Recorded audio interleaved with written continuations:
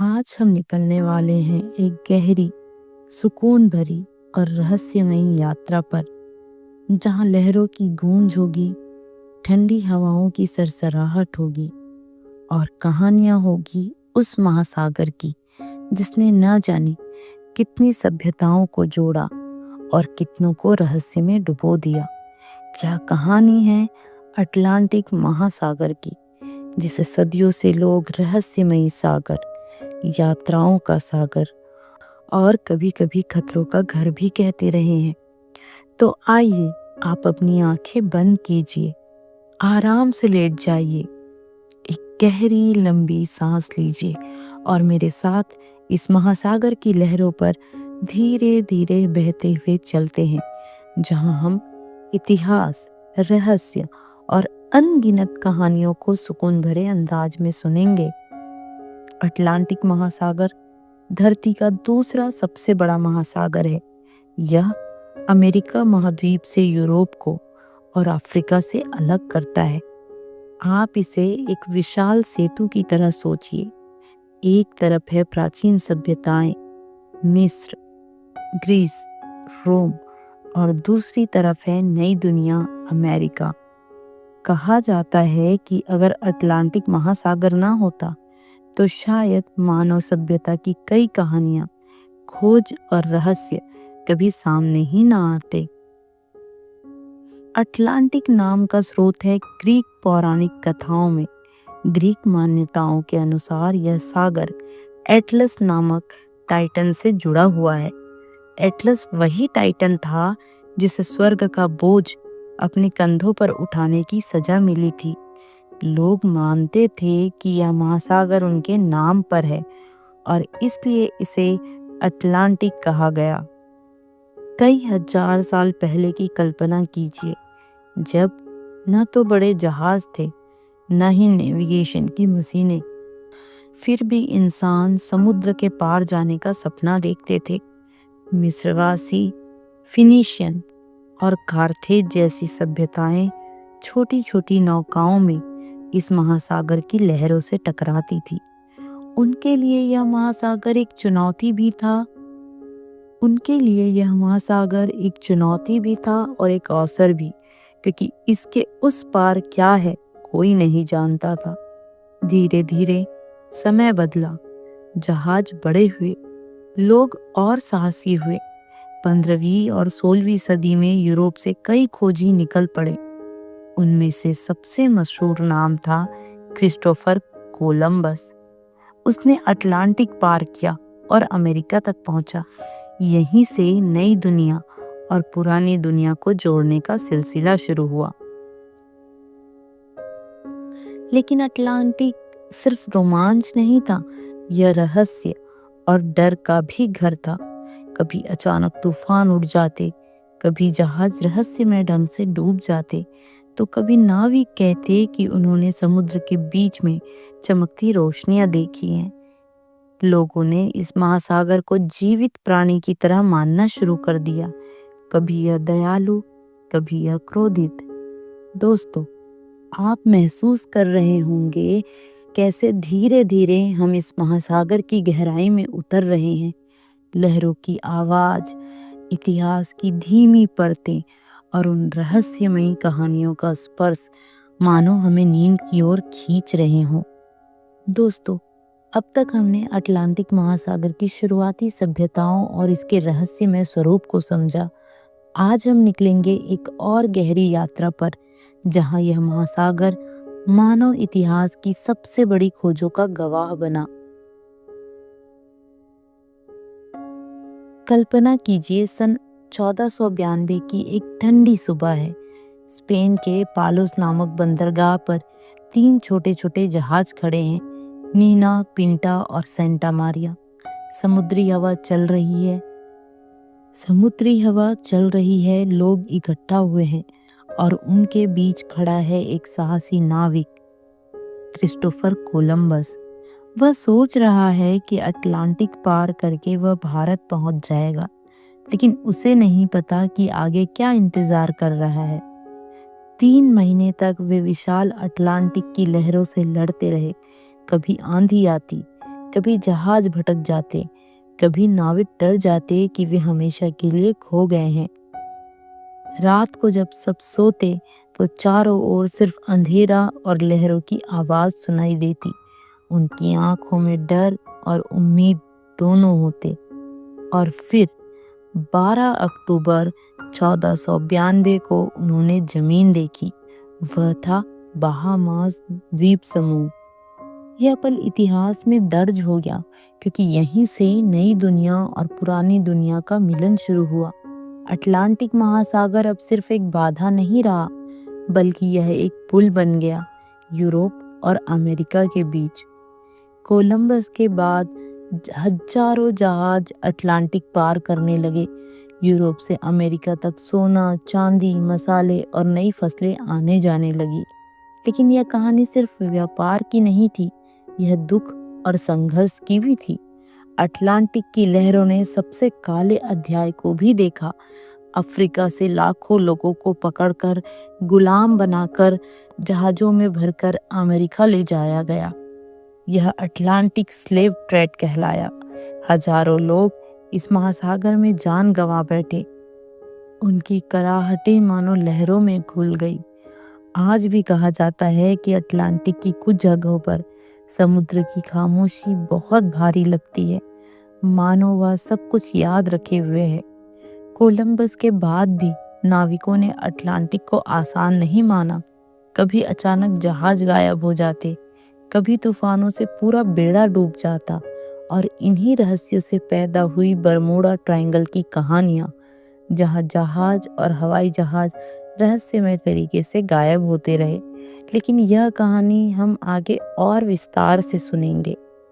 नींद की ओर बहते हुए अब आप सोचिए, कैसे यह महासागर कभी रोमांच, कभी डर, कभी व्यापार और कभी दुख का प्रतीक रहा। लहरें धीरे धीरे बह रही है, जैसे हमें गहरी नींद की ओर ले जा रही हो। दोस्तों, जब अटलांटिक महासागर व्यापार और यात्राओं का केंद्र बन गया, तो इसके साथ ही जन्म हुआ एक नए खतरे का, समुद्री डाकू। कल्पना कीजिए, 17वीं और 18वीं सदी का समय है। दूर तक फैला हुआ नीला समंदर, जहाजों पर सोना, चांदी और मसाले लदे हुए हैं। और अचानक क्षितिज पर काले झंडे वाला जहाज दिखाई देता है। यह समुद्री डाकुओं का जहाज होता। उनका झंडा अक्सर खोपड़ी और हड्डियों का प्रतीक होता, जिसे जॉली रॉजर कहा जाता था। अटलांटिक के इतिहास में कुछ डाकू बहुत मशहूर हुए। ब्लैक बियर्ड, लंबी दाढ़ी वाला डरावनी आंखों वाला डाकू, जिसे पूरे कैरेबियन और अटलांटिक को दहशत में रखा। कहा जाता है कि लड़ाई के समय वह अपनी दाढ़ी में जलती हुई रस्सियां बांध लेता था, ताकि उसका चेहरा धुएं से और भी डरावना लगे। एन बानी और मैरी रीड, ये महिला समुद्री डाकू थी, जिन्होंने पुरुषों का भेष बनाकर समुद्री डकैती की और इतिहास में अपना नाम दर्ज कराया। अटलांटिक महासागर की सबसे रहस्यमयी कहानियां जहाजों से जुड़ी है। सबसे प्रसिद्ध है मैरी सेलेस्टे की कहानी। 1872 में यह जहाज अटलांटिक में मिला। जहाज बिल्कुल सही हालत में था, खाने पीने का सामान मौजूद था, सामान भी सुरक्षित था, लेकिन पूरा क्रू गायब था। न नाविक मिले, न कप्तान। आज तक कोई नहीं जान पाया कि उस जहाज पर क्या हुआ। कुछ कहते हैं यह समुद्री डाकुओं का काम था, कुछ कहते हैं किसी रहस्यमयी प्राकृतिक शक्ति ने सबको गायब कर दिया। नाविक अक्सर कहते थे कि अटलांटिक महासागर जिंदा है। कभी रात में उन्होंने दूर चमकती हुई रहस्यमय रोशनी देखी, तो कभी उन्हें लगा कि लहरों से कोई आवाज आ रही है। कुछ नाविक मानते थे कि महासागर की गहराई में समुद्री राक्षस रहते हैं, विशाल ऑक्टोपस और सांप, जो जहाजों को लहरों के नीचे खींच लेते हैं। कल्पना कीजिए, आप उस दौर के नाविक हैं। रात का समय है, जहाज अंधेरे समंदर पर तैर रहा है, आसमान में तारे झिलमिला रहे हैं और कहीं दूर से लहरों की धीमी गूंज सुनाई देती है। धीरे धीरे आपकी पलकों पर नींद का बोझ उतरने लगता है और आप इस रहस्यमयी महासागर के संग एक गहरी नींद में डूब जाते हैं। कल्पना कीजिए आप उस दौर के नाविक हैं, रात है, जहाज अंधेरे समंदर पर तैर रहा है, आसमान में तारे झिलमिला रहे हैं और कहीं दूर से लहरों की धीमी गूंज सुनाई दे रही है। धीरे धीरे आपकी पलकों पर नींद का बोझ उतरने लगता है और आप इस रहस्यमयी महासागर के संग एक दूसरी नींद में डूब जाते हैं। दोस्तों, अटलांटिक महासागर सिर्फ व्यापार और यात्राओं का रास्ता ही नहीं, बल्कि प्रकृति की ताकत का एक बड़ा मंच भी है। कभी यहाँ लहरें इतनी शांत होती हैं कि लगता है मानो समंदर नींद में है, और कभी अचानक उठते हैं तूफान जो सब कुछ तबाह कर देते हैं। हरिकेन तूफान अटलांटिक की पहचान है। ये विशाल आंधियां होती है जो समुद्र से ऊर्जा लेकर हजारों किलोमीटर दूर तक विनाश फैला देती है। कल्पना कीजिए, काले बादल, लहरों का पहाड़ सा उठना और हवा की गर्जना। नाविकों के लिए यह सबसे डरावना सपना होता था। अटलांटिक महासागर के भीतर अदृश्य रास्ते हैं जिन्हें हम समुद्री धाराएं कहते हैं। सबसे प्रसिद्ध है गल्फ स्ट्रीम। यह एक विशाल गर्म पानी की धारा है जो मैक्सिको की खाड़ी से निकलकर यूरोप की ओर जाती है। यही धारा यूरोप के मौसम को गर्म और रहने लायक बनाती है। वैज्ञानिक कहते हैं अगर यह धारा न होती तो यूरोप बर्फीली ठंड में जम जाता। तो आप सोचिए कैसे महासागर चुपचाप हमारी जिंदगी को नियंत्रित करता है। अब चलिए हम उतरते हैं अटलांटिक महासागर की गहराइयों में, जहां रोशनी तक नहीं पहुंचती। वहां रहते हैं रहस्यमय जीव, विशाल व्हेल जो कभी कभी सतह पर आकर गाती है, चमकते हुए जेलफिश और एंगलर फिश जिनके शरीर से रोशनी निकलती है, और समुद्र के तल पर ऐसे जीव जिन्हें इंसान ने शायद ही कभी देखा हो। कहा जाता है कि महासागर की गहराई चांद से भी ज्यादा रहस्यमयी है। आज भी वैज्ञानिक अटलांटिक के गहरे हिस्सों की पूरी सच्चाई नहीं जानते। जब आप रात के किनारे पर खड़े होकर अटलांटिक की लहरों को सुनते हैं तो लगता है जैसे कोई धीमा सा संगीत बज रहा हो। वह संगीत कभी सुकून देता है, कभी उदासी लाता है और कभी नींद की गोद में पहुंचा देता है। तो दोस्तों, जब भी आप लहरों को सुने, कल्पना कीजिए कि वे आपको अपने साथ बहा रही है, शांति की ओर, सुकून की ओर और एक गहरी नींद की ओर। दोस्तों, अटलांटिक महासागर केवल यात्राओं, व्यापार और खोजों का सागर नहीं था। यह वह मैदान भी बना जहां कई देशों ने अपनी शक्ति आजमाई। कल्पना कीजिए, दूर तक फैली लहरें और उन पर तैरते हुए हजारों जहाज, कुछ पर यूरोप के झंडे, कुछ पर अमेरिका के, तो कुछ पर औपनिवेशिक साम्राज्यों के निशान। अटलांटिक पर नियंत्रण का मतलब था पूरे व्यापार, नई दुनिया और अनगिनत संसाधनों पर नियंत्रण। 16वीं से 19वीं सदी तक यूरोपीय देश स्पेन, पुर्तगाल, इंग्लैंड, फ्रांस और नीदरलैंड सब इस महासागर को अपना बनाना चाहते थे।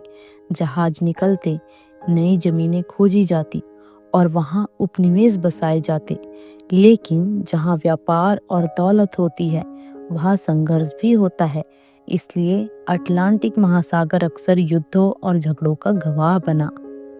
1775 से 1783 तक जब अमेरिका ने ब्रिटेन से स्वतंत्रता पाने के लिए युद्ध लड़ा, तो अटलांटिक महासागर की भूमिका बेहद अहम रही। ब्रिटिश नौसेना ने अटलांटिक के रास्तों को रोकने की कोशिश की ताकि अमेरिका तक मदद न पहुंचे, लेकिन फ्रांस और अन्य देशों ने अमेरिका का साथ दिया। कहा जाता है कि अगर अटलांटिक पार से आई मदद न होती तो शायद अमेरिका आजाद न हो पाता। 20वीं सदी में अटलांटिक महासागर और भी महत्वपूर्ण हो गया। प्रथम विश्व युद्ध 1914 से 1918 में जर्मन पनडुब्बियों यू बोट्स ने अटलांटिक में हजारों जहाज डुबो दिए। यहाँ तक कि यात्री जहाज लुसिटानिया के डूबने से अमेरिका युद्ध में शामिल हो गया। द्वितीय विश्व युद्ध 1939 से 1945 में अटलांटिक महासागर एक निर्णायक मोर्चा बन गया। इसे कहा जाता है बैटल ऑफ द अटलांटिक। सालों तक यह जंग चलती रही। जर्मन पनडुब्बियां, ब्रिटिश और अमेरिकी जहाज और हवाई जहाज, सबने अटलांटिक की लहरों पर लड़ाई लड़ी। आखिरकार मित्र राष्ट्रों की जीत हुई और अटलांटिक ने एक बार फिर इतिहास बदल दिया। आज भी अटलांटिक महासागर दुनिया की राजनीति का केंद्र है। यूरोप और अमेरिका को जोड़ने वाला यह महासागर नाटो की नींव बना। इस संगठन ने दशकों तक दुनिया की सुरक्षा और ताकत का संतुलन बनाए रखा। सोचिए दोस्तों, कैसे यह महासागर, जो दिखने में बस पानी और लहरें हैं, वास्तव में इंसान की सभ्यता और इतिहास की दिशा तय करता आया है। लहरें रात दिन बहती रहती है, मानो कह रही हो हमने सब देखा है, खुशियां भी, युद्ध भी और बदलाव भी। अब जब आप आंखें बंद करें तो कल्पना कीजिए, आपके चारों ओर यह विशाल महासागर है। ना कोई लड़ाई, ना कोई संघर्ष, सिर्फ लहरों का सुकून भरा संगीत।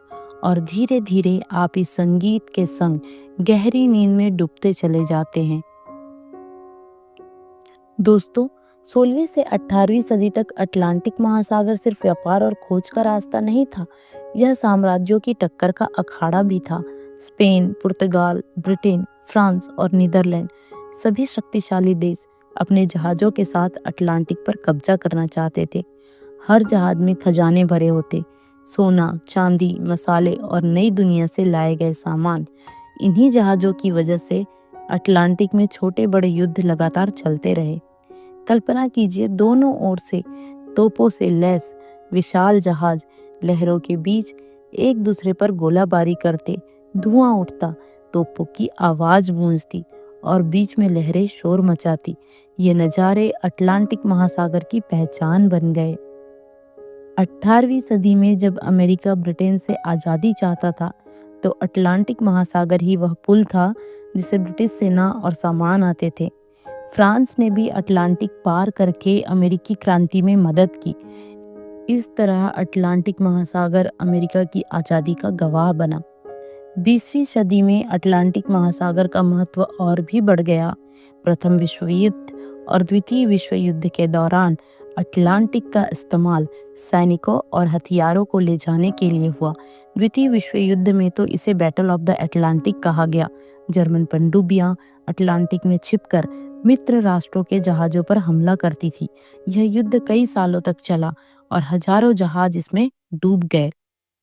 युद्धों के बाद देशों ने सोचा कि अब शांति जरूरी है, इसलिए 1949 में बना NATO, North Atlantic Treaty Organisation, यानी उत्तरी अटलांटिक संधि संगठन। इसका नाम भी अटलांटिक महासागर पर रखा गया क्योंकि यह महासागर यूरोप और अमेरिका को जोड़ता है। आप सोचिए, कैसे अटलांटिक महासागर ने सभ्यताओं को जोड़ा, डरावने रहस्यों को छुपाया और फिर युद्धों और शांति दोनों का गवाह बना। इसकी लहरें आज भी मानो हमें उन कहानियों की गूंज सुनाती है। अब अपनी आंखें बंद कीजिए, कल्पना कीजिए आप किसी पुराने जहाज पर हैं जहां लड़ाई खत्म हो चुकी है, सिर्फ लहरों की धीमी आवाज है और आप शांति से सोने जा रहे हैं। दोस्तों, सदियों तक अटलांटिक महासागर रहस्य और डर का प्रतीक रहा, लेकिन 19वीं और 20वीं सदी में विज्ञान ने इस महासागर की गहराई में झांकना शुरू किया। जहाज़ों से गहरे समुद्र की माप ली गई, नक्शे बनाए गए और पहली बार इंसान ने समझा कि समंदर के नीचे पहाड़ भी हैं, खाइयाँ भी हैं और पूरी की पूरी दुनिया छुपी हुई है। अटलांटिक महासागर का सबसे बड़ा रहस्य है मिड अटलांटिक रिज। यह समुद्र के बीचों बीच एक विशाल पर्वत श्रृंखला है जो हजारों किलोमीटर लंबी है, यानी महासागर के तल पर एक छुपा हुआ पहाड़ों का संसार मौजूद है। वैज्ञानिकों ने पाया कि यही रिज धरती की प्लेटों को अलग करता है। इससे नए ज्वालामुखी बनते हैं और महासागर धीरे धीरे चौड़ा होता जा रहा है।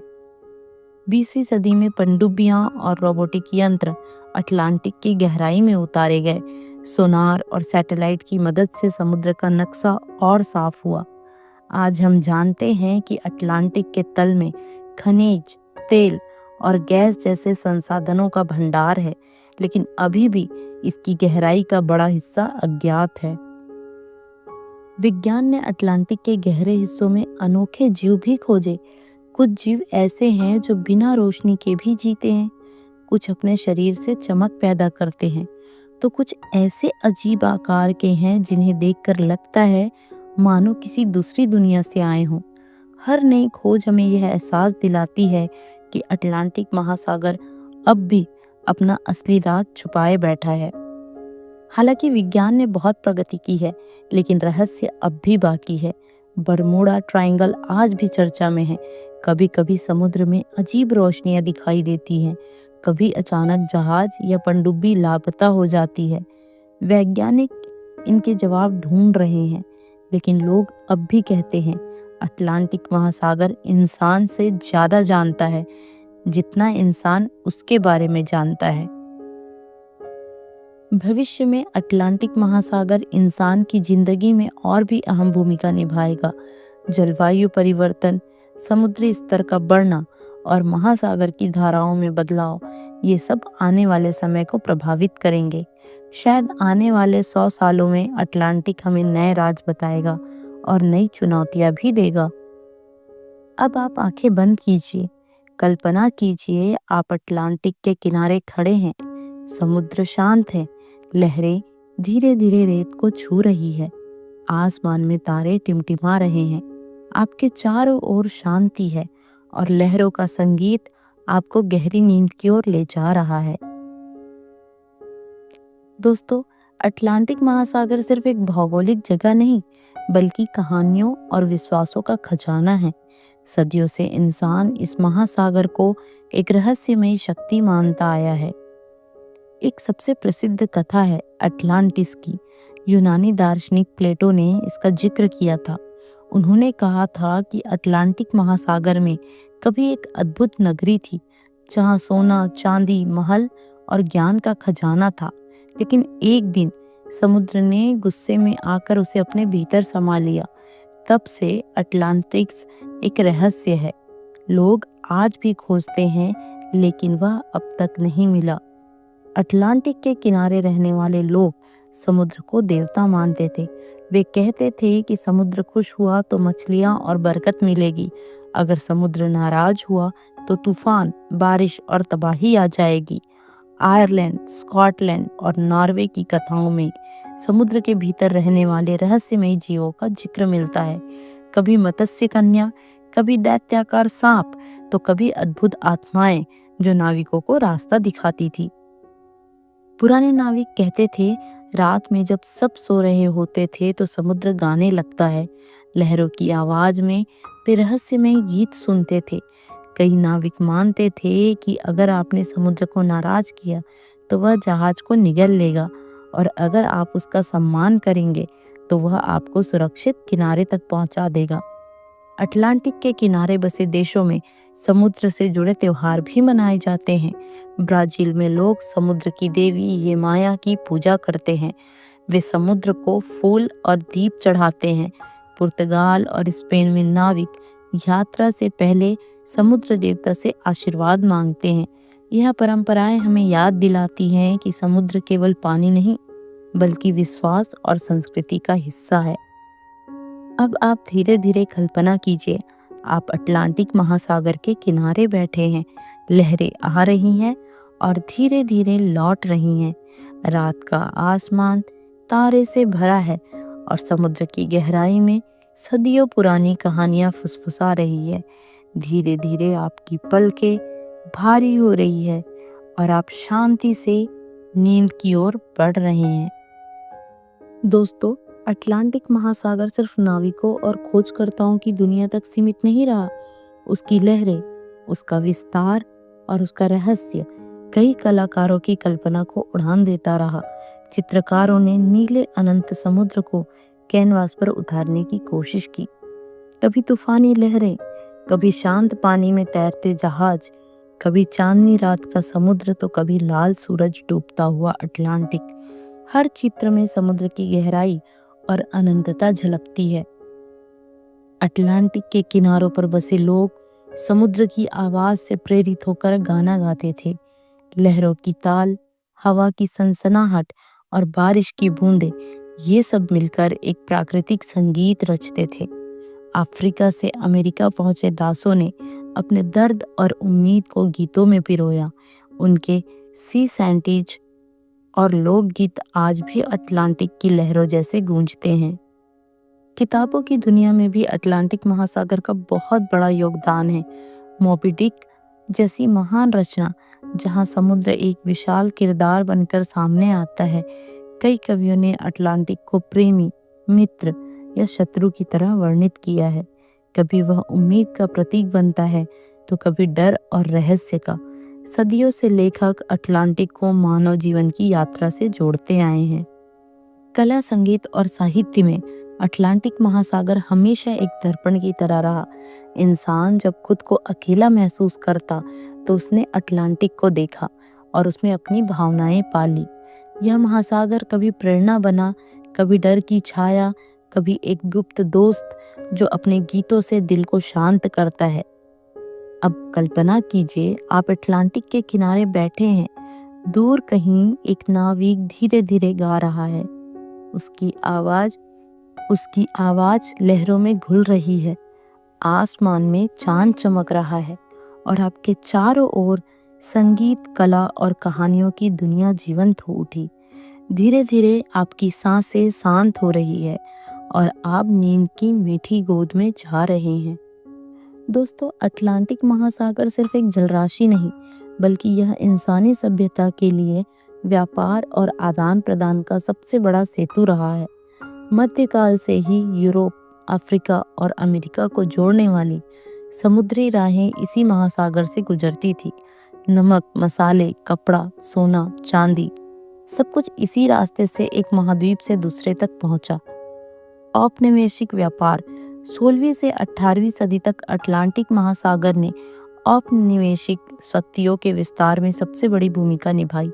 स्पेन और पुर्तगाल के जहाज अमेरिका से सोना चांदी लेकर आते, ब्रिटेन और फ्रांस चीनी, कॉफी और तंबाकू लाते और अफ्रीका से दुर्भाग्य से लाखों लोगों को गुलाम बनाकर अटलांटिक पार कराया जाता। यह त्रिकोणीय व्यापार मानव इतिहास का सबसे कड़वा अध्याय है। जब यूरोप में औद्योगिक क्रांति आई तो अटलांटिक की अहमियत और बढ़ गई। कारखानों में बने माल अटलांटिक के जहाज़ों से दुनिया के हर कोने में पहुंचने लगे। इसी समुद्र ने अमेरिका और यूरोप के बीच आर्थिक रिश्तों को गहराई दी। आज भी अटलांटिक महासागर दुनिया के सबसे व्यस्त समुद्री मार्गों में से एक है। तेल, गैस, लोहे का अयस्क और रोजमर्रा का सामान सब कुछ जहाज़ों में लदा अटलांटिक पार करता है। न्यूयॉर्क से लंदन, रॉटरडैम से ब्राज़ील और अफ्रीका से यूरोप, हर जगह यह महासागर जीवन और अर्थव्यवस्था की डोर है।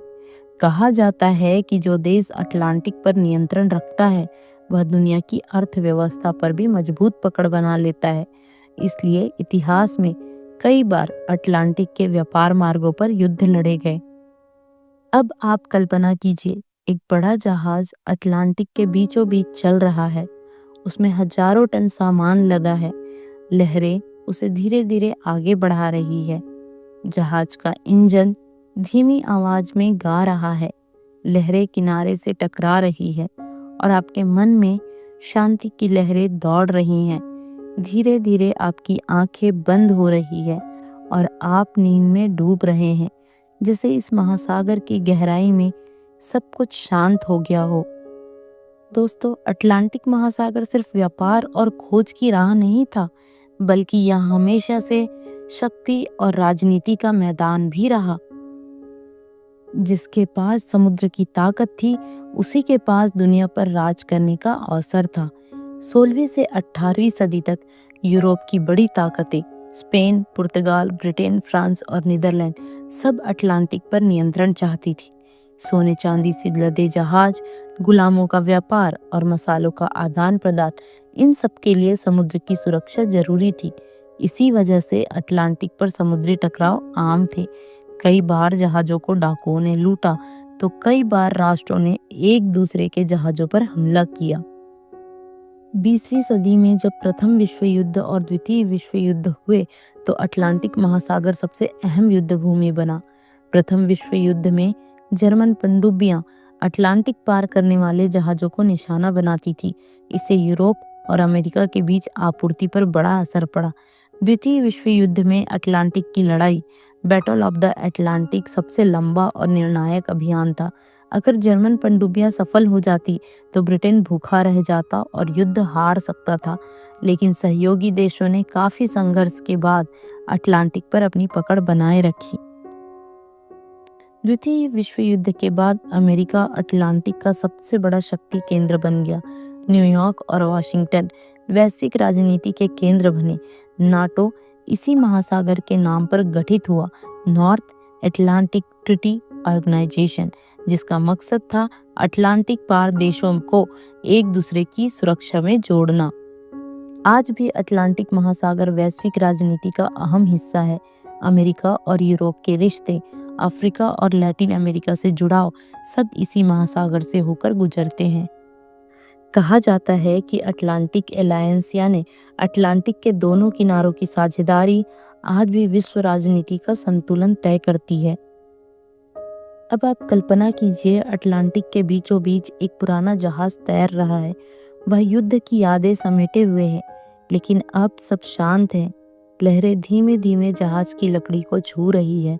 हवा ठंडी होकर चेहरे को सहला रही है। इतिहास की हलचल अब शांति में बदल गई है। धीरे धीरे आपकी सांसें गहरी हो रही है और आप गहरी नींद में जा रहे हैं। दोस्तों, अटलांटिक महासागर सिर्फ एक विशाल जलराशि नहीं, बल्कि यह पूरी दुनिया के मौसम और जलवायु का संतुलन तय करता है। लहरों के नीचे छिपी धाराएं धरती पर हवा और बारिश की दिशा बदल देती है। अटलांटिक की सबसे मशहूर धारा है गल्फ स्ट्रीम। यह गर्म पानी की एक विशाल धारा है जो मैक्सिको की खाड़ी से शुरू होकर यूरोप तक जाती है। कहा जाता है कि अगर गल्फ स्ट्रीम न होती तो यूरोप हमेशा बर्फ से ढका रहता, यानी यह धारा महाद्वीपों की जिंदगी को सीधा प्रभावित करती है। अटलांटिक महासागर अक्सर अपनी ताकत दिखाता है। हर साल यहाँ से कई तूफान और हरिकेन उठते हैं। कभी ये कैरेबियन और अमेरिका के तटों को तबाह करते हैं, तो कभी अफ्रीका से उठकर अटलांटिक पार करते हुए यूरोप तक पहुंच जाते हैं। लहरों और हवाओं का यह खेल मानव को याद दिलाता है कि प्रकृति कितनी शक्तिशाली है। अटलांटिक महासागर में अनगिनत जीव रहते हैं, छोटी सी प्लवक से लेकर विशाल व्हेल तक। यह महासागर जीवन से भरा है, लेकिन जब प्रदूषण और अत्यधिक मछली पकड़ना बढ़ता है तो यह संतुलन बिगड़ जाता है। आज कई जीव विलुप्त होने की कगार पर हैं। वैज्ञानिक मानते हैं कि ग्लोबल वार्मिंग का असर सबसे पहले महासागरों पर दिखता है। अटलांटिक का पानी गर्म हो रहा है, बर्फ पिघल रही है और समुद्र का स्तर लगातार बढ़ रहा है। अगर यह सिलसिला जारी रहा तो आने वाले 100 सालों में दुनिया के कई तटीय शहर पानी में डूब सकते हैं। लेकिन इंसान कोशिश कर रहा है। कई देश मिलकर महासागर को बचाने के उपाय खोज रहे हैं। प्लास्टिक पर रोक, संरक्षित क्षेत्र और वैज्ञानिक शोध, ये सब अटलांटिक को बचाने की कोशिश है। अब आप आंखें बंद कीजिए, कल्पना कीजिए आप अटलांटिक के किनारे खड़े हैं। हवा ठंडी है, लहरें धीरे धीरे रेत को छू रही है, आसमान में बादल तैर रहे हैं, लेकिन ये शांत है। आपका मन भी उसी शांति में डूब रहा है। धीरे धीरे नींद की गहराई आपको अपने आगोश में ले रही है। दोस्तों, अटलांटिक महासागर ने सदियों से इंसान की सभ्यता को सहारा दिया है, लेकिन भविष्य में यह महासागर हमें और बड़ी चुनौतियां देगा। वैज्ञानिक कहते हैं अगर धरती का तापमान ऐसे ही बढ़ता रहा तो अटलांटिक का स्वरूप बदल जाएगा। बर्फ और हिमखंड पिघलते रहेंगे, समुद्र का स्तर और ऊपर आएगा। तटीय शहर जैसे New York, Miami, Rio de Janeiro बाढ़ के खतरे में आ सकते हैं। यह महासागर मानवता को चेतावनी दे रहा है। गर्म पानी का मतलब है और भी शक्तिशाली हरिकेन और तूफान। भविष्य में अटलांटिक से उठने वाले तूफान ज्यादा तेज, लंबे और विनाशकारी हो सकते हैं। समुद्र के किनारे बसे करोड़ों लोगों की जिंदगी इनसे प्रभावित होगी। अटलांटिक महासागर के तल में खनिज, गैस और तेल का भंडार है। भविष्य में देशों की नज़र इन संसाधनों पर और गहराई से जाएगी। लेकिन सवाल यह है, क्या इंसान इन्हें संभाल पाएगा या महासागर का और शोषण करेगा? भविष्य में अटलांटिक महासागर देशों को जोड़ भी सकता है और तोड़ भी सकता है। अगर दुनिया ने मिलकर महासागर की रक्षा की तो यह सभी को जीवन देगा, लेकिन अगर लालच बढ़ा तो इसके संसाधन संघर्ष और युद्ध का कारण बन सकते हैं। कई वैज्ञानिक और पर्यावरणविद माना करते हैं कि अटलांटिक ही वह जगह है जहां इंसान नई तकनीकें आजमा सकता है, जैसे स्वच्छ ऊर्जा, समुद्र से बिजली बनाना और कार्बन को कम करना। यह महासागर भविष्य के समाधान भी अपने भीतर छुपाए बैठा है। भविष्य कैसा भी हो, एक बात निश्चित है, अटलांटिक महासागर और इंसान हमेशा जुड़े रहेंगे, कभी डर से, कभी उम्मीद से, कभी ज्ञान से। यह महासागर हमारी सभ्यता का दर्पण बना रहेगा। अब आप कल्पना कीजिए, साल 2100 है, आप अटलांटिक के किनारे बैठे हैं, समुद्र अब भी विशाल है, लहरें अब भी गा रही है, लेकिन हवा और साफ हो गई। आपके चारों ओर शांति है और आपके मन में यह सुकून कि इंसान और महासागर साथ साथ जीना सीख गए हैं। धीरे धीरे आपकी सांसें गहरी हो रही है और नींद का मधुर संगीत आपको सुला रहा है। दोस्तों, हमने अटलांटिक महासागर की लंबी और गहरी यात्रा की। कभी इसकी गहराई में छुपे रहस्य देखे, कभी इतिहास के पन्नों में दर्ज समुद्री डाकुओं और जहाज़ों की कहानियां सुनी, कभी प्राकृतिक शक्तियों का सामना किया, तो कभी विज्ञान और तकनीक की आंखों से इस महासागर को समझा। अटलांटिक सिर्फ पानी का विशाल विस्तार नहीं है, यह हमारी सभ्यता का हिस्सा है। इसने व्यापार को रास्ते दिए, नई खोजों की राह दिखाई, युद्धों का गवाह बना और इंसान को चेतावनी भी दी कि प्रकृति से छेड़छाड़ का अंजाम क्या हो सकता है। आज भी अटलांटिक में ऐसे रहस्य हैं जिन्हें विज्ञान नहीं सुलझा पाया। बरमूडा ट्रायंगल की कहानियां, समुद्र की गहराई में छिपे जीव या अचानक उठने वाले तूफान, ये सब हमें याद दिलाते हैं कि इंसान कितना भी आगे बढ़ जाए, प्रकृति हमेशा उससे बड़ी है। अटलांटिक महासागर हमें 3 बातें सिखाता है। पहला, नम्रता। इंसान चाहे कितना भी शक्तिशाली हो, प्रकृति के सामने छोटा ही रहेगा। दूसरा, सहयोग। महासागर सबको जोड़ता है, देशों और सभ्यताओं को। अगर हम मिलकर चलें तो यह हमें समृद्ध करेगा। तीसरा, संरक्षण। अगर हमने इसकी देखभाल नहीं की तो आने वाली पीढ़ियां सिर्फ बर्बादी ही देखेगी। अब कल्पना कीजिए, आप अटलांटिक महासागर के किनारे लेटे हैं, लहरें धीरे धीरे किनारे से टकरा रही है, चांद की चांदनी पानी पर चमक रही है, ठंडी हवा आपके चेहरे को छू रही है, आपकी पलकें भारी हो रही हैं, मन शांत हो गया है। आज की सारी बातें धीरे धीरे धुंधली पड़ रही है। बस अब एक गहरी सांस लीजिए और इस महासागर की मधुर लहरों के साथ गहरी नींद में खो जाइए। यह था हमारा सफ़र अटलांटिक ओशियन स्लीपी हिस्ट्री का। एक ऐसा सफ़र जो आपको ज्ञान, रोमांच और शांति तीनों एक साथ देगा।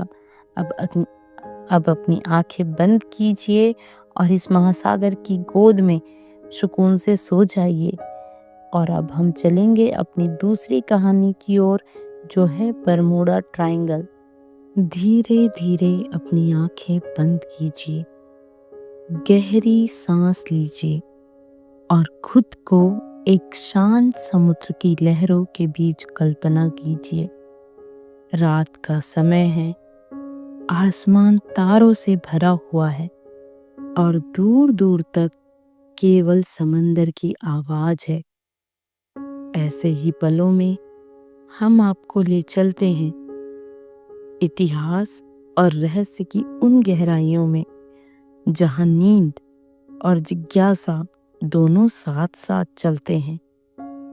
आज की हमारी स्लीपी हिस्ट्री हिंदी कहानी है बरमूडा ट्रायंगल की।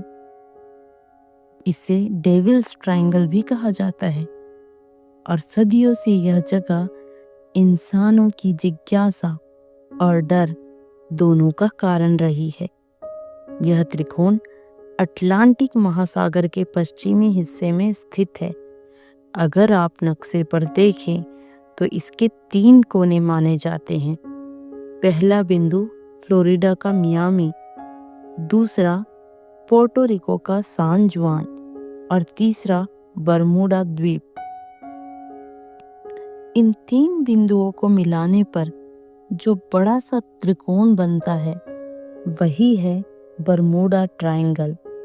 लगभग 13 लाख वर्ग किलोमीटर का यह इलाका कई दशकों से रहस्यमयी घटनाओं के लिए बदनाम है। लोग कहते हैं कि यहाँ जहाज गायब हो जाते हैं, विमान बिना कोई निशान छोड़े लापता हो जाते हैं और कई बार तो कंपास तक सही दिशा नहीं दिखाता। लेकिन सच्चाई क्या है? क्या यह सिर्फ अफवाह है या सचमुच यहाँ कोई अदृश्य ताकत काम करती है? आज की यह कहानी धीरे धीरे आपको इन सवालों की ओर ले जाएगी।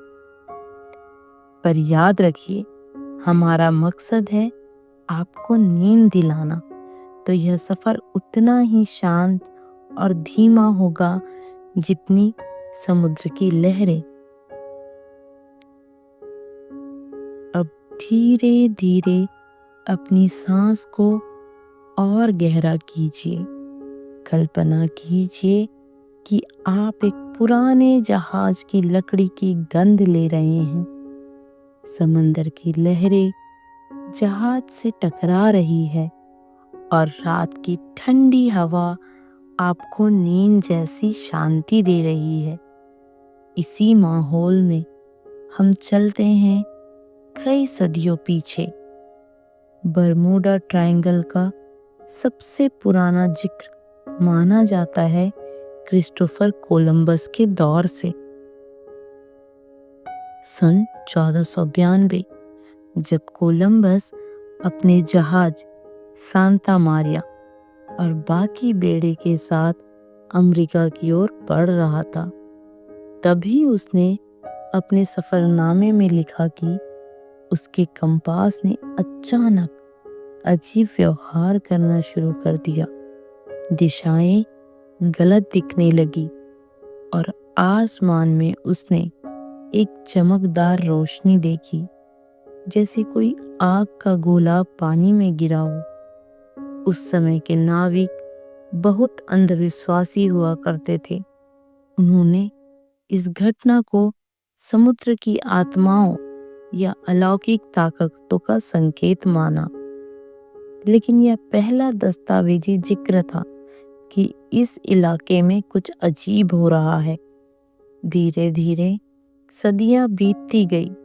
कई जहाज यहाँ से गुजरते और कभी कभी कुछ जहाज लौटकर नहीं आते। बचने वाले नाविकों ने कहा कि अचानक मौसम बदल जाता है, तेज आंधी तूफान आता है और कभी कभी घना कोहरा जहाज के चारों ओर घेर लेता है। सन 1800 से लेकर 1900 के बीच सैकड़ों जहाज और नावें इस इलाके में लापता बताई गई। अखबारों और नाविकों की डायरी में दर्ज है कि जहाज समंदर की गहराई में समा गए, पर उनके कोई निशान नहीं मिले। सबसे मशहूर घटना थी यूएसएस साइक्लोप्स की। यह एक बड़ा अमेरिकी नौसैनिक जहाज था जो 1918 में 300 से ज्यादा लोगों के साथ बरमूडा ट्रायंगल में दाखिल हुआ, लेकिन वह कभी वापस नहीं लौटा। ना ही कोई मलबा मिला, न कोई एसओएस सिग्नल, बस जैसे समुद्र ने उसे निगल लिया हो। उस समय अमेरिकी नौसेना ने कहा था, जहाज और लोग ऐसे गायब हुए जैसे वे कभी अस्तित्व में रहे ही न हो। ऐसी घटनाएं लोगों के दिलों में डर और जिज्ञासा दोनों भर देती थी। नींद में डूबते हुए भी यह सोचने पर मजबूर कर देती थी कि क्या सचमुच यहाँ कोई अदृश्य ताकत है या फिर ये सब प्राकृतिक घटनाएं हैं जिनका जवाब अभी विज्ञान के पास नहीं है। गहरी सांस लीजिए। कल्पना कीजिए कि आप धीरे धीरे समंदर की लहरों के साथ झूल रहे हैं। चांदनी रात है, दूर क्षितिज पर कोई जहाज दिखाई देता है, लेकिन कुछ ही पलों में वह गायब हो जाता है।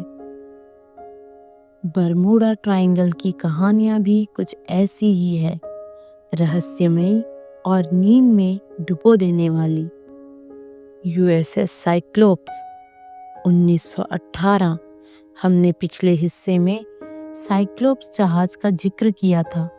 यह घटना इतनी बड़ी थी कि बरमूडा ट्रायंगल का नाम पूरी दुनिया में फैल गया। 300 से अधिक लोग और हजारों टन सामान के साथ यह जहाज कहीं गुम हो गया। न कोई वायरलेस संदेश, न कोई आपातकालीन पुकार, बस समुद्र ने जैसे उसे अपनी गोद में सदा के लिए सुला लिया हो। फ्लाइट 19 1945 दूसरी और सबसे मशहूर घटना है फ्लाइट 19। दिसंबर 1945 में अमेरिकी नौसेना के 5 बमवर्षक विमान प्रशिक्षण अभ्यास के लिए निकले। सब कुछ सामान्य था, लेकिन अचानक उनके कंपास काम करना बंद कर गए। पायलटों ने बेस से रेडियो पर कहा, हमें दिशा समझ में नहीं आ रही। समुद्र हर तरफ एक जैसा दिख रहा है। कंट्रोल टावर ने बार बार उन्हें दिशा बताने की कोशिश की, लेकिन उनकी आवाजें धीरे धीरे धीमी होती चली गई और फिर एक एक करके सब सन्नाटे में बदल गई। वो 5 विमान कभी वापस नहीं लौटे। बाद में उन्हें ढूंढने के लिए जो विमान भेजा गया, वो विमान भी गायब हो गया। इस तरह कुल मिलाकर 6 विमान और 27 लोग हमेशा के लिए बरमूडा ट्रायंगल के रहस्य का शिकार बन गए। अब बात करते हैं एक और जहाज की, कैरोल ए ड्यूरिंग। 1921 में यह जहाज नॉर्थ कैरोलिना के पास तट पर मिला, लेकिन सबसे अजीब बात यह थी कि जहाज पर कोई भी इंसान मौजूद नहीं था। न कप्तान, न नाविक, न कोई चालक दल। सारा सामान जस का तस रखा था। रसोई में खाना तैयार था, लेकिन लोग गायब थे। यह घटना लोगों के दिलों में और गहरे सवाल छोड़ गई। आखिर पूरा का पूरा दल कहाँ चला गया? क्या उन्होंने खुद जहाज छोड़ा या किसी रहस्यमयी ताकत ने उन्हें खींच लिया? स्टार टाइगर और स्टार एरियल 1948 और 1949। द्वितीय विश्व युद्ध के बाद भी घटनाएं रुकी नहीं। ब्रिटिश साउथ अमेरिकन एयरवेज की 2 उड़ानें स्टार टाइगर और स्टार एरियल लगभग 1 साल के अंतर पर गायब हो गई। दोनों ही बार मौसम साफ था। पायलट ने अंतिम संदेश में कहा था, सब कुछ सामान्य है, लेकिन कुछ ही मिनटों बाद दोनों विमान हमेशा के लिए लापता हो गए। Marine sulphur queen 1963। यह एक विशाल टैंकर था जो तरल सल्फर लेकर यात्रा कर रहा था, लेकिन बरमूडा ट्रायंगल में प्रवेश करने के बाद पूरा जहाज और उसका चालक दल गायब हो गया। बाद में केवल कुछ तैरते हुए टुकड़े मिले, जैसे किसी ने जहाज को तोड़कर समुद्र में मिला दिया हो। इन सभी घटनाओं ने बरमूडा ट्रायंगल को रहस्य और डर का प्रतीक बना दिया।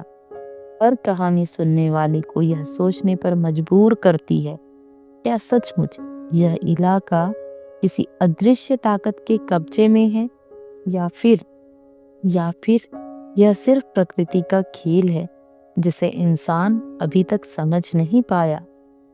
धीरे धीरे इन सवालों को अपने मन में रखते हुए आप गहरी नींद की ओर बढ़ सकते हैं। ये जहाज, विमान नीले गहरे समुद्र में कहीं खो गए हों। गहरी सांस लीजिए, धीरे धीरे छोड़िए।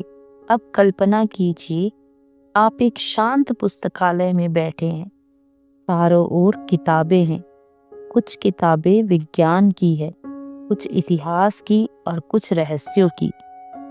हम इन्हीं किताबों के पन्नों से आपको ले चलते हैं बरमूडा ट्रायंगल के वैज्ञानिक पहलुओं की ओर। बरमूडा ट्रायंगल को लेकर कई सालों से तमाम वैज्ञानिक शोध किए गए हैं। कुछ वैज्ञानिकों का मानना है कि इसके पीछे अलौकिक ताकतें नहीं बल्कि प्राकृतिक और वैज्ञानिक कारण हैं।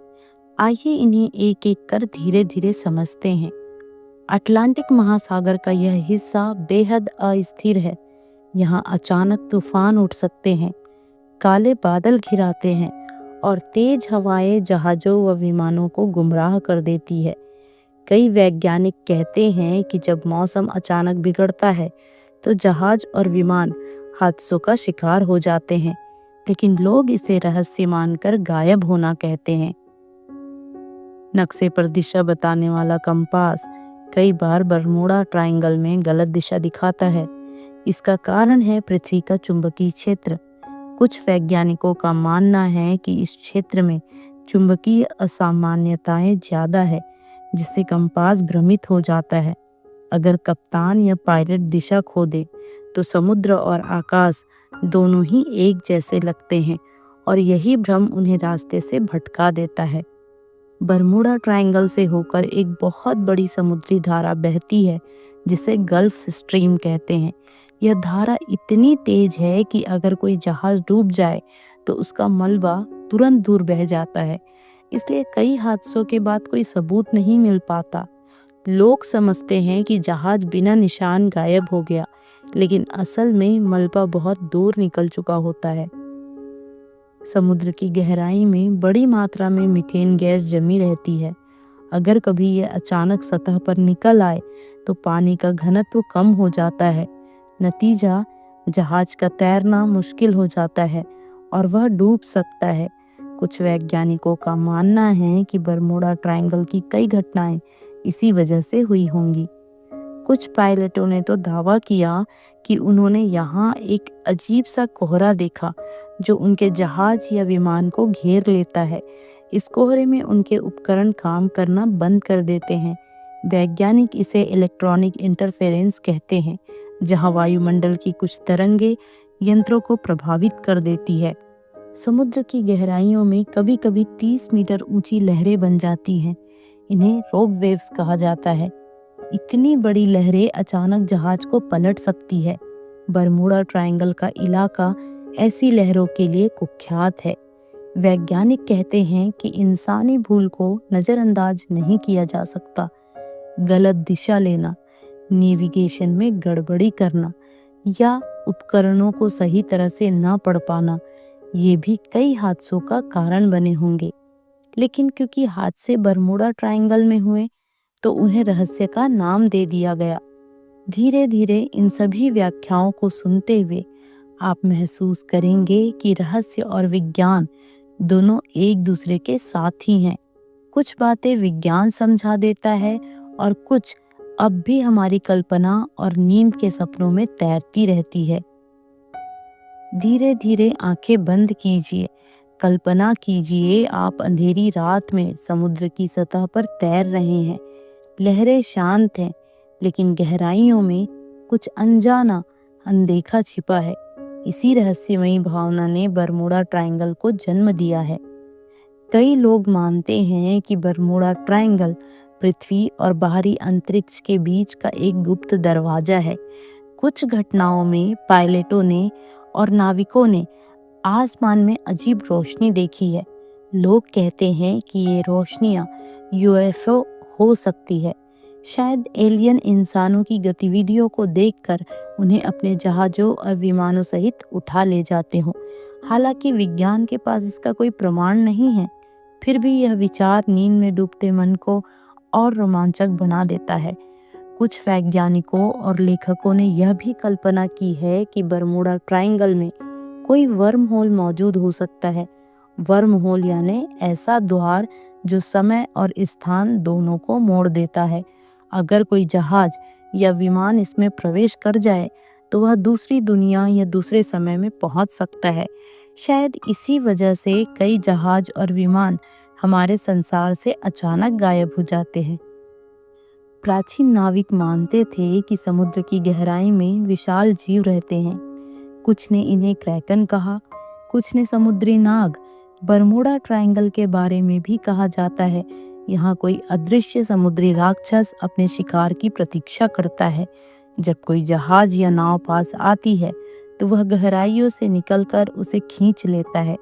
भले ही यह केवल लोक कथाएं हों, लेकिन इन्हें सुनते सुनते मन अनजाने डर से भर जाता है। कुछ शोधकर्ताओं ने कहा कि यहाँ पर कोई एनर्जी फील्ड मौजूद है। यह ऊर्जा हमारे इलेक्ट्रॉनिक उपकरणों को प्रभावित करती है। शायद यही वजह है कि कंपास गलत दिशा दिखाता है और रेडियो संदेश अचानक टूट जाते हैं। कई लोग इसे पृथ्वी की छिपी हुई शक्ति कहते हैं।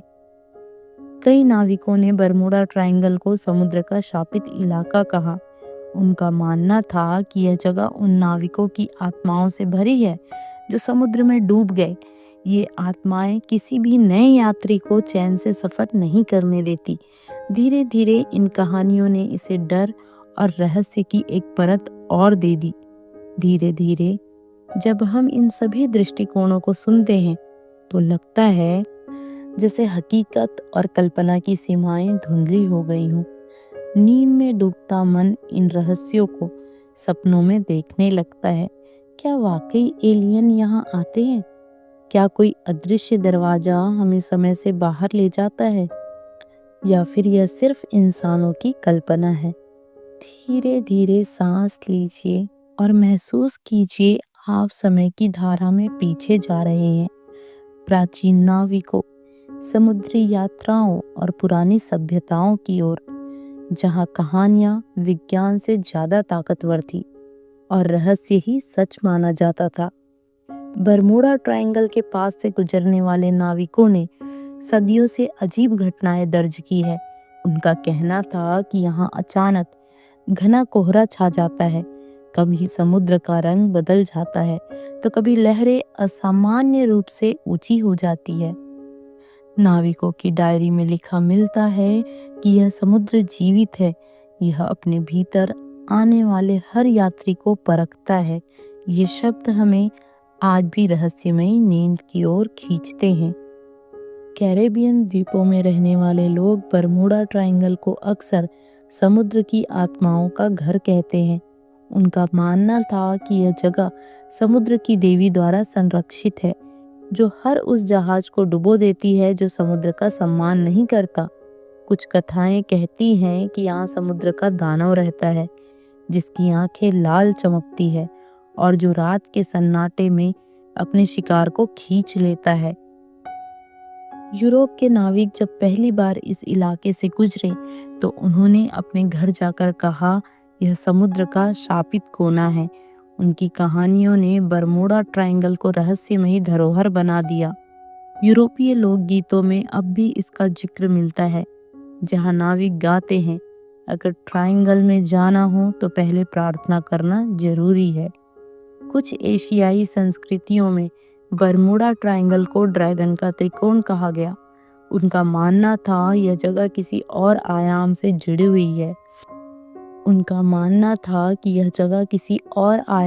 जुड़ी हुई है। अगर कोई जहाज इसमें दाखिल हो तो वह सीधे दूसरी दुनिया में पहुंच सकता है। ये मान्यताएं हमें टाइम ट्रैवल और दूसरी दुनियाओं की कहानियों की याद दिलाती है। इन सभी कहानियों का असर यह हुआ कि बरमूडा ट्रायंगल सिर्फ एक भौगोलिक जगह नहीं रहा, यह एक प्रतीक बन गया, रहस्य का, डर का और अनजाने का। लोग जब भी यहाँ से गुजरते तो उन्हें लगता कि वे किसी दूसरे संसार में कदम रख रहे हैं। धीरे धीरे इन लोक कथाओं को सुनते सुनते आप महसूस करेंगे कि रहस्य केवल विज्ञान में ही नहीं, बल्कि इंसानी कल्पना और कहानियों में भी छिपा होता है। और शायद यही कहानियाँ हमें सपनों में और गहरी नींद की ओर ले जाती हैं। धीरे धीरे अपनी सांसों पर ध्यान केंद्रित कीजिए। गहरी सांस अंदर लीजिए और धीरे से छोड़ दीजिए। अब महसूस कीजिए आपका मन शांत हो रहा है। जितना शांत मन होगा उतनी ही गहराई से हम रहस्यों को समझ पाएंगे। बरमूडा ट्रायंगल की घटनाएं सुनकर इंसान के मन में सबसे पहले डर पैदा होता है। अंधेरा समुद्र, गुम हो चुके जहाज और अचानक लापता हो गए विमान, ये सब इंसानी कल्पना को और भी गहरा कर देते हैं। और जब मन डरता है तो वह हर आवाज, हर छाया को बढ़ा चढ़ा कर देखता है। इसलिए नाविकों और यात्रियों ने छोटी घटनाओं को भी रहस्य का रूप दे दिया। इंसानी कल्पना बहुत शक्तिशाली है। अगर हम सोच ले कि यहाँ कुछ रहस्यमयी हो रहा है तो हमारा दिमाग उसी दिशा में संकेत ढूंढने लगता है। बरमूडा ट्रायंगल की कहानियों ने हमारी कल्पना को इतना प्रभावित किया है कि हम हर लापता जहाज और विमान को इसी रहस्य से जोड़ देते हैं। नींद में जाने से पहले इंसान का दिमाग सबसे ज्यादा सक्रिय होता है। हम सोचते हैं, याद करते हैं और सपनों में जाने की तैयारी करते हैं। अगर इस समय हम रहस्यमयी कहानियां सुने तो हमारा दिमाग उन्हें सपनों में बदल देता है। बरमूडा ट्रायंगल की कहानियां हमें धीरे धीरे सपनों की उस दुनिया में ले जाती हैं जहां डर भी है, जिज्ञासा भी है और शांति भी है। मनोवैज्ञानिक कहते हैं कि डर और जिज्ञासा दोनों मिलकर मन को संतुलित रखते हैं। जब हम किसी रहस्य के बारे में सोचते हैं तो हमारा ध्यान बाहरी दुनिया से हटकर अंदर की ओर चला जाता है। यही कारण है कि स्लीपी हिस्ट्री जैसी कहानियां हमें गहरी शांति और नींद में डुबो देती है। धीरे धीरे इन विचारों को सुनते हुए आप महसूस करेंगे कि बरमूडा ट्रायंगल का रहस्य केवल समुद्र या आसमान में नहीं है, बल्कि हमारे मन और कल्पना में भी छिपा हुआ है। और जैसे जैसे मन शांत होता जाता है, वैसे वैसे नींद की लहरें हमें घेर लेती है। अब कल्पना कीजिए आप एक आधुनिक जहाज पर सफर कर रहे हैं। जहाज पर राडार लगे हैं, उपग्रह से जुड़ा जीपीएस है और हर दिशा साफ दिखाई देती है। फिर भी जब जहाज बरमूडा ट्रायंगल के पास पहुंचता है तो मन में वही पुराना रहस्य जाग उठता है। आज के दौर में समुद्री यात्रा और हवाई उड़ानों के लिए बेहद उन्नत तकनीक मौजूद है।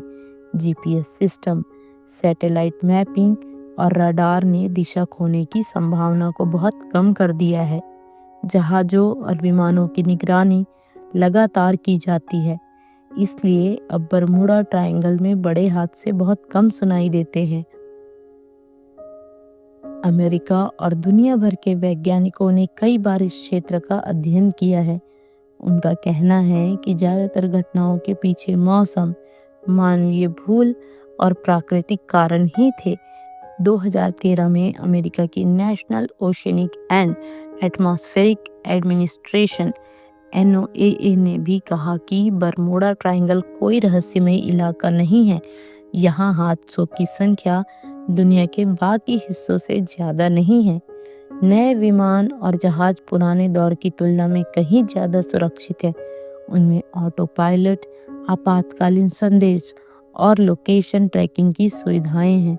इसलिए अब अगर कोई हादसा भी होता है तो उसका कारण और स्थान जल्दी पता चल जाता है। कई शोधकर्ता मानते हैं कि बरमूडा ट्रायंगल की रहस्यमय छवि मीडिया और कहानियों ने और गहरी बना दी। अखबारों और टीवी ने हर घटना को रहस्य की तरह पेश किया, जिससे यह जगह डर और रहस्य का प्रतीक बन गई। असल में कई घटनाओं का कारण सामान्य था, लेकिन जब उनका सच लोगों तक नहीं पहुंचा तो अफवाहें हावी होती गई। आज भी जहाज और विमान रोज इस इलाके से गुजरते हैं। मियामी से प्योर्टो रिको और बरमूडा तक हजारों उड़ानें हर साल जाती है। लाखों लोग इस समुद्र को पार करते हैं और ज़्यादातर यात्राएं बिल्कुल सुरक्षित रहती है। इसलिए आधुनिक दृष्टिकोण यह कहता है कि बरमूडा ट्रायंगल का रहस्य शायद उतना खतरनाक नहीं जितना हमारी कल्पना और कहानियों ने इसे बना दिया है। और धीरे धीरे जब हम यह समझते हैं तो एहसास होता है कि रहस्य और सच दोनों साथ साथ चलते हैं। कभी हमें विज्ञान जवाब दे देता है तो कभी रहस्य हमें सपनों में ले जाता है। गहरी सांस अंदर लीजिए, धीरे से सांसें छोड़ दीजिए। अब महसूस कीजिए कि आपका मन पूरी तरह शांत हो रहा है। हमने बरमूडा ट्रायंगल की लंबी यात्रा की, कभी रहस्य की अंधेरी लहरों में डूबे, कभी मिथकों और कहानियों में खोए, कभी विज्ञान की रोशनी से सच को समझा, और अब इस सफर के अंत में हम यह महसूस करते हैं कि असली रहस्य सिर्फ समुद्र में नहीं था बल्कि हमारे मन में भी था। बरमूडा ट्रायंगल की कहानियाँ हमें डराती भी हैं और हमारी कल्पना को उड़ान भी देती है, लेकिन जब इन्हें धीरे धीरे सुना जाए तो ये हमें गहरी नींद की शांति भी देती है।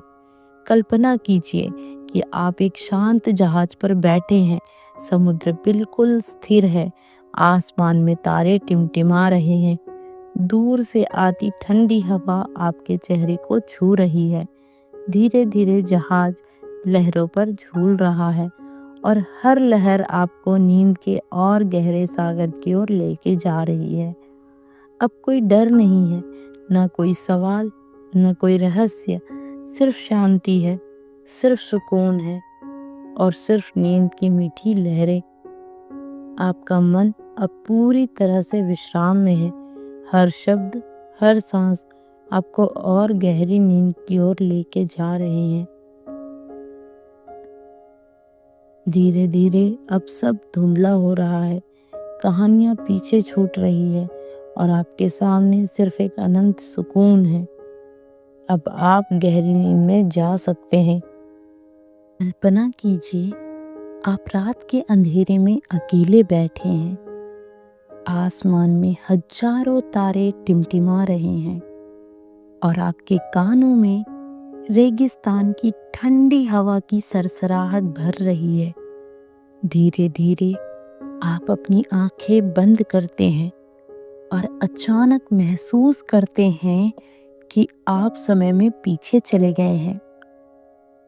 आज से हजारों साल पहले जहां एक महान सभ्यता थी, मिस्र की सभ्यता, चारों तरफ रेत ही रेत, नील नदी बह रही है और उसके किनारे खड़े हैं वो अजूबे जिन्हें देखकर आज भी पूरी दुनिया हैरान है। ये है पिरामिड, पत्थर से बने ऐसे महल जो समय के तूफानों, युद्धों और हजारों साल की धूल को झेलते हुए आज भी अडिग खड़े हैं। कोई नहीं जानता इन्हें किसने और कैसे बनाया, कोई नहीं जानता इनमें कितने रहस्य छिपे हैं। लेकिन आज हम एक लंबी यात्रा करेंगे, एक ऐसी यात्रा जहां हम सिर्फ तथ्य नहीं सुनेंगे बल्कि महसूस करेंगे जैसे हम खुद वहां मौजूद हैं। तो चलिए, आइए मेरे साथ रेगिस्तान की उस दुनिया में जहां रात के आसमान के नीचे पिरामिड चुपचाप अपने रहस्य छुपाए खड़े हैं। आप रेत के बीच चल रहे हैं, पैरों के नीचे मुलायम रेत है और दूर दिखाई देता है गीजा का महान पिरामिड, इतना विशाल कि मानो किसी देवता ने धरती पर उतरकर इसे खड़ा कर दिया हो। 20 लाख से ज्यादा पत्थर के ब्लॉक्स, हर ब्लॉक का वजन 2 से 15 टन तक, हर ब्लॉक का वजन 2 से 15 टन तक। और सबसे हैरान करने वाली बात ये कि ये सब हजारों साल पहले बिना किसी आधुनिक मशीन के इंसानों ने बनाया। पर सवाल यही है, कैसे? कल्पना कीजिए लगभग 4500 साल पहले नील नदी के किनारे छोटे छोटे गांव बसे हुए हैं। गर्मी की तपती दोपहर है और हजारों मजदूर पत्थर काट रहे हैं। कुछ लोग रेत पर लकड़ी की स्लेज पर पत्थर खींच रहे हैं। कुछ पानी डालकर रास्ता चिकना कर रहे हैं ताकि पत्थर आसानी से खिसक जाए।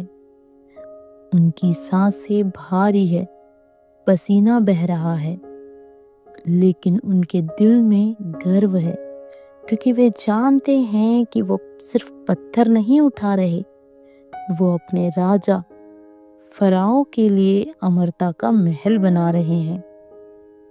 कुछ विद्वानों का मानना है कि पिरामिड बनाने के लिए एक विशाल रैंप बनाया गया था। सीधी रैंप, सर्पिल रैंप या जिगजैग रैंप, इसके बारे में अलग अलग विचार हैं। लेकिन सोचिए कितनी मेहनत लगी होगी उस रैंप को बनाने और फिर पत्थरों को ऊपर चढ़ाने में। कुछ लोगों का मानना है कि पिरामिड बनाने वालों ने कोई ऐसा रहस्य खोजा था जिसे हम आज भी नहीं समझ पाए। कुछ कहते हैं कि उन्होंने विशेष उपकरण इस्तेमाल किए और कुछ तो ये तक मानते हैं कि शायद एलियंस ने मदद की होगी, क्योंकि इतनी सटीकता से लाखों पत्थरों को लगाना आज भी आधुनिक तकनीक से आसान नहीं है। लेकिन आइए हम मानते हैं कि ये सब इंसानों की मेहनत थी। उन मजदूरों की कहानियां जिनके नाम इतिहास ने भुला दिए। वो सुबह से शाम तक काम करते, रेगिस्तान की तपिश में जलते, लेकिन रात को आसमान की ओर देखते हुए मुस्कुराते, क्योंकि उन्हें पता था कि ये काम उनके जीवन से भी बड़ा है। और सच ये भी है, आज उनके नाम कोई नहीं जानता, लेकिन उनके हाथों से बने ये पिरामिड आज भी खड़े हैं। कहा जाता है कि गीजा का महान पिरामिड लगभग 20 साल में बना और इसमें करीब 1 लाख मजदूरों ने काम किया। सोचिए, हर दिन पत्थरों को तराशना, खींचना और उन्हें सही जगह पर फिट करना। इतनी सटीकता कि 4500 साल बाद भी पिरामिड की दीवारें हमें चौंका देती हैं। पिरामिड सिर्फ एक इमारत नहीं था, ये था फराओ का मकबरा, उसकी आत्मा का घर। और इसलिए इसे इतना मजबूत, इतना भव्य बनाया गया। धीरे धीरे हम देख सकते हैं कैसे पत्थरों की परतें ऊपर चढ़ती जाती हैं और एक दिन रेगिस्तान के रेत के बीच सूरज की पहली किरण के साथ एक विशाल पिरामिड खड़ा हो जाता है। और उसी दिन से शुरू होती है उसकी रहस्यमयी यात्रा। जब भी हम मिस्र के पिरामिड की बात करते हैं तो उसके केंद्र में एक ही नाम आता है, फराओ। फराओ सिर्फ राजा नहीं था, लोग उसे भगवान मानते थे। मिस्र की धरती पर उसका शासन ही कानून था, उसका वचन ही उसका धर्म। और सबसे अहम बात, लोग मानते थे कि फराओ सिर्फ इस जीवन का शासक नहीं है, बल्कि मरने के बाद भी उसकी आत्मा देवताओं के साथ रहेगी। इसलिए उसके मकबरे को इतना भव्य, इतना रहस्यमयी बनाया जाता था। पिरामिड केवल पत्थरों का ढेर नहीं था, ये था फराओ की आत्मा का शाश्वत घर। मिस्र के लोग मानते थे कि मृत्यु अंत नहीं है, बल्कि मृत्यु एक नए जीवन की शुरुआत है। इसलिए जब फराओ मरता था तो उसका शरीर हमेशा के लिए सुरक्षित रखना जरूरी माना जाता था। यहीं से शुरू हुई मम्मी बनाने की परंपरा। सोचिए, एक विशाल कक्ष, दीवारों पर चित्र बने हैं, लाल और सुनहरे रंग से उकेरी गई कथाएं। कुछ पुजारी धीमे धीमे मंत्र पढ़ रहे हैं। मशालों की लौ हल्के हल्के हिल रही है और बीच में पत्थर की मेज पर पड़ा है फराओ का शरीर। उसके चारों ओर इकट्ठा है मिस्र के विद्वान जो जानते हैं कि कैसे इस शरीर को अमर बनाया जा सकता है। वो सावधानी से अंगों को निकालते हैं, शरीर को नमक और तेलों से भरते हैं और महीनों तक उसे सूखने देते हैं। हर कदम पर मंत्रोच्चार होता है, हर चरण पर पवित्र रस्म निभाई जाती है, क्योंकि ये सिर्फ एक शरीर नहीं है, ये है फराओ की आत्मा का वाहन।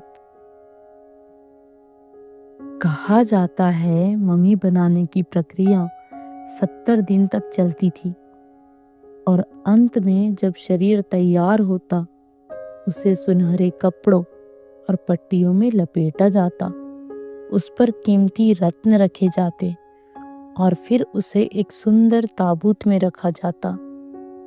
लेकिन पिरामिड का मकबरा सिर्फ एक कब्र नहीं था, ये था रहस्य और जादू से भरा एक विशाल किला। फराओं के साथ साथ उसके खजाने भी मकबरे में रखे जाते हैं। सोने के बर्तन, कीमती आभूषण, मूर्तियां और हथियार, क्योंकि माना जाता था कि फराओ को परलोक में भी इनकी जरूरत पड़ेगी। लेकिन ये सब इतना आसान नहीं था, क्योंकि फराओ के खजाने को चुराने वाले भी बहुत थे। इसलिए पुजारियों ने एक नया उपाय निकाला। उन्होंने फराओ की कब्र पर श्राप लिख दिए। दीवारों पर अंकित किया गया, जो कोई भी इस द्वार को खोलेगा उस पर मृत्यु का साया मंडराएगा। ये श्राप कितने सच हैं ये तो कोई नहीं जानता, लेकिन इतिहास में कई बार ऐसा हुआ कि जिसने भी पिरामिड या फराओ की कब्रों को खोलने की कोशिश की, उसके साथ अजीब घटनाएं घटी। कुछ बीमार पड़ गए, कुछ की मौत हो गई और कुछ रहस्यमय तरीके से गायब हो गए। और यहीं से शुरू हुई फराओ की श्राप की दास्तान। आज भी जब हम किसी मम्मी को देखते हैं तो ऐसा लगता है मानो उसकी खाली आंखें हमें घूर रही हो, जैसे वो कह रही हो, यहाँ से दूर रहो, ये मेरी शाश्वत नींद है। अब कल्पना कीजिए, आप पिरामिड के अंदर हैं, चारों तरफ अंधेरा, सिर्फ एक मशाल की लौ दीवारों को हल्के हल्के रोशन कर रही है। दीवारों पर बने चित्र जीवित से लगते हैं। कहीं किसी देवता का चेहरा है, कहीं किसी सैनिक की परेड, और बीच में पत्थर का एक विशाल सरकोफेगस ताबूत। उसके ऊपर सुनहरे अक्षरों में लिखा है फराओ का नाम। धीरे धीरे आप उसके पास जाते हैं। मशाल की रोशनी ताबूत पर पड़ती है और अचानक ऐसा लगता है मानो भीतर से कोई आवाज आ रही हो, कोई फुसफुसाहट, कोई चेतावनी।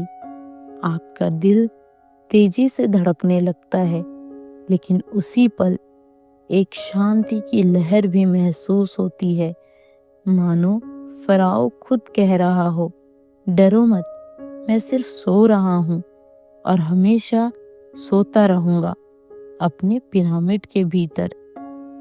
कल्पना कीजिए, रात का सन्नाटा है, रेगिस्तान की ठंडी हवाएं बह रही है, आसमान काला है, लेकिन उस पर बिखरे हैं लाखों सितारे और उन्हीं सितारों की छांव में खड़े हैं पिरामिड।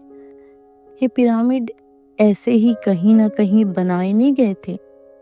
कल्पना कीजिए, रात का सन्नाटा है, रेगिस्तान की ठंडी हवाएं बह रही है, आसमान काला है, लेकिन उस पर बिखरे हैं लाखों सितारे और उन्हीं सितारों की छांव में खड़े हैं ये पिरामिड।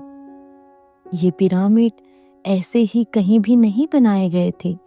ये सितारों की चाल से जुड़े हुए थे, विशेषकर ओरायन तारामंडल से। कहा जाता है कि गीजा के 3 पिरामिडों की स्थिति बिल्कुल ओरायन बेल्ट के 3 सितारों से मिलती है। क्या ये संयोग है या फिर मिस्र वासियों के पास कोई ऐसा ज्ञान था जिसे आज का विज्ञान भी पूरी तरह नहीं समझ पाया है? पिरामिड को देखने पर लगता है कि ये सिर्फ एक ठोस ढांचा है, लेकिन सच ये है कि इसके भीतर दर्जनों सुरंगें और कमरे छिपे हैं।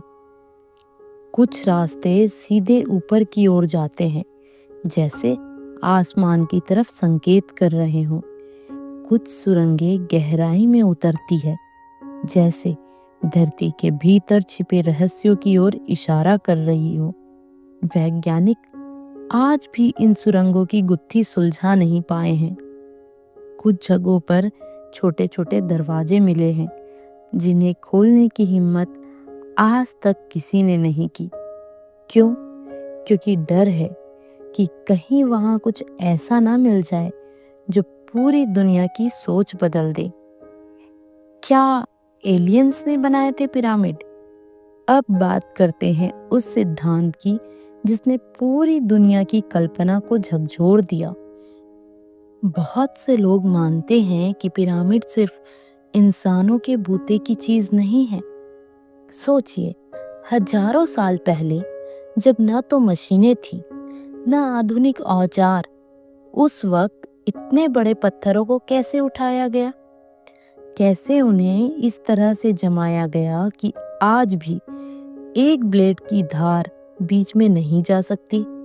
कुछ लोग कहते हैं ये एलियंस का काम था।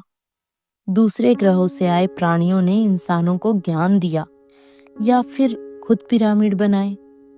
ऐसा क्यों कहा जाता है? क्योंकि पिरामिड सिर्फ मिस्र में ही नहीं, बल्कि दुनिया के कई हिस्सों में बने हैं।